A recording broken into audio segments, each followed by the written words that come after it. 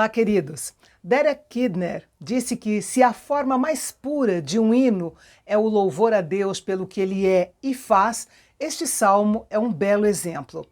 Os verbos do Salmo 33 estão no plural, o que significa que era um cântico que envolvia toda a comunidade de adoradores no santuário.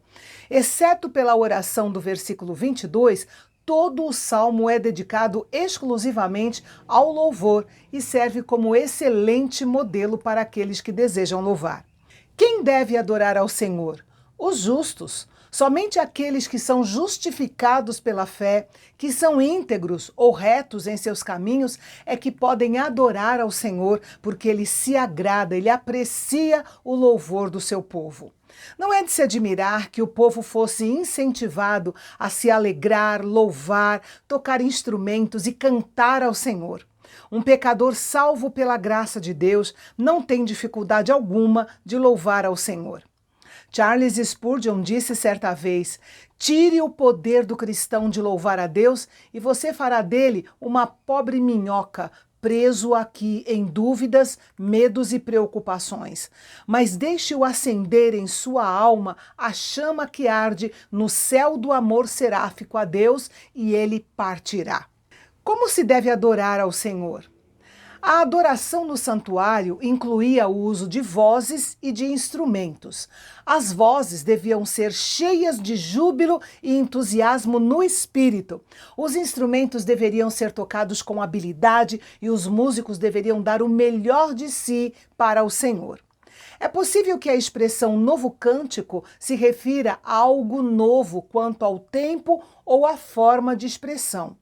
O Espírito Santo pode transformar um cântico antigo para nós em um cântico novo à medida que crescemos no conhecimento de Deus e de sua palavra, ou quando temos novas experiências.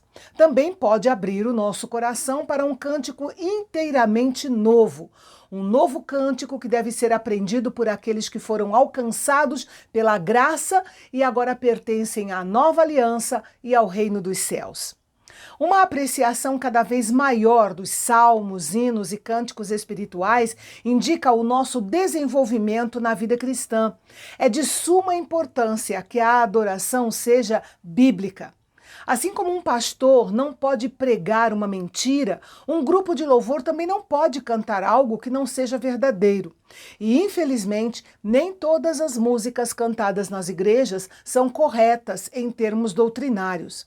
A ação de Deus no meio do seu povo se dá de acordo com a palavra, de modo que qualquer forma de adoração contrária à palavra de Deus não pode agradar ao Senhor. Por que adorar ao Senhor? A criação revela a existência, o poder, a sabedoria e a majestade de Deus.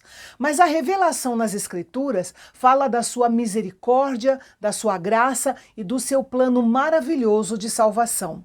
Ele é um Deus fiel, Deus da verdade, da retidão, da justiça e da bondade. Para quem vê com os olhos da fé, a terra está cheia da bondade do Senhor, da sua glória, do seu louvor, e um dia a terra também transbordará do conhecimento do Senhor. A beleza do caráter de Deus deve gerar cânticos de louvor e ação de graças. Se a nossa adoração não se concentrar no caráter de Deus, deixaremos de fora a pessoa mais importante, que deve ser o centro da verdadeira adoração. Também adoramos o Criador e o louvamos pelas suas obras maravilhosas, agradecendo por tudo que ele proveu para que nós pudéssemos viver nesse planeta. Devemos nos manter firmes no propósito de ser bons mordomos e não usar mal nem desperdiçar as dádivas maravilhosas que o Senhor nos deu. Em nosso louvor, devemos agradecer a Deus pela sabedoria do seu conselho. Certos governantes tomam decisões que afetam o destino das nações, mas o Senhor pode frustrar os planos dos governos e os projetos das nações. O versículo 12 mostra, em um sentido nacional, Israel como povo escolhido para um lugar único no plano de Deus, um grande privilégio. Mas em um sentido mais amplo, podemos entender que esse privilégio foi estendido a todos os escolhidos do Senhor, considerados como sua própria herança. A igreja nunca deve deixar de se maravilhar com o privilégio de ser povo de Deus, resgatada pelo sangue de Cristo na cruz. Nós também adoramos o Senhor pela certeza do seu cuidado conosco. Ele não apenas mantém cada um dos seus filhos sob o seu olhar, como também vê todos os filhos dos homens e as suas obras. Ele sabe o que os justos fazem e também o que os perversos fazem com os justos. Deus não vê apenas a movimentação física, mas também seus pensamentos e propósitos do coração. No versículo 16, o salmista enfatiza que nenhum rei é salvo pela multidão de um exército. Ou seja, ele compreendeu que o esforço humano por si só não determina os acontecimentos. Ao longo da história, este versículo vem sendo confirmado.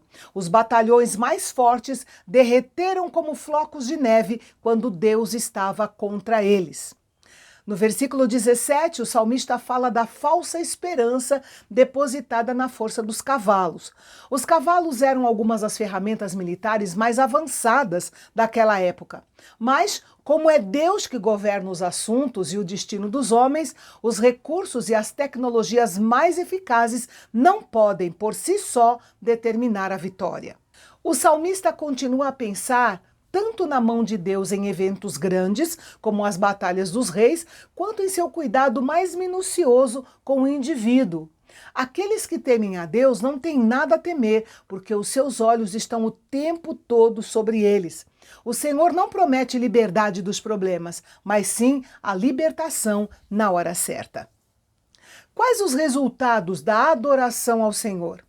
É possível que as palavras dos 3 últimos versículos deste salmo tenham sido ditas pela congregação e pelo coral no final do cântico, servindo de confissão de fé no Deus vivo.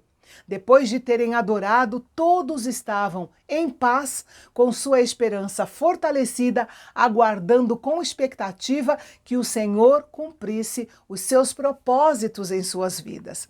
A adoração deve fortalecer nossa paz e o nosso poder interior, deve desenvolver nossa esperança e nossa confiança no Senhor e também aumentar a nossa alegria. Nos 2 últimos versículos, podemos ver reunidas as 3 grandes virtudes cristãs: a fé, a esperança e o amor. Não basta sair de um culto simplesmente nos sentindo bem, pois os sentimentos são temporários e até enganosos. Nosso louvor só alcança o objetivo de Deus quando saímos amando mais ao Senhor e ao seu povo, tendo mais fé e esperança no Senhor e avançando na batalha da vida com mais confiança e alegria. E amanhã nós vamos refletir sobre o Salmo 34, que Davi escreveu depois de um episódio muito perigoso em sua vida. E nesse salmo, ele nos ajuda a ficar longe de apuros e a viver de modo agradável a Deus. É amanhã, aqui no Canal Bendito. Até lá!